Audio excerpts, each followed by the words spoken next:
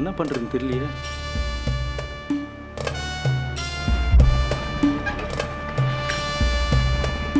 வா வாப்பா.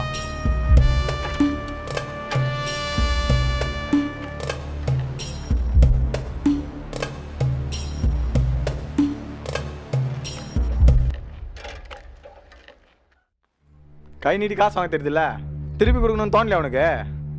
இல்லை தம்பி, பையனுக்கு உடம்பு சரியில்லை, மருந்து வாங்கிறதுக்கு கையில் இருக்கிற காசெல்லாம் செலவாயிடுச்சு. அடுத்த மாதம் கண்டிப்பாக திருப்பி கொடுத்துட்றேன்ப்பா. எல்லா மாதம் இப்படி தான் சொல்கிறேன், இதுவரையும் பணத்தை கொடுத்த மாதிரி தெரியலையே. நான் உன் சொன்னால் கோச்சிக்க மாட்டேன்ல, உன் பையனை வச்சு நான் கஷ்டப்படுறேன். ஏதாச்சும் ஆசிரமத்தில் சேர்த்துடலாம்ல.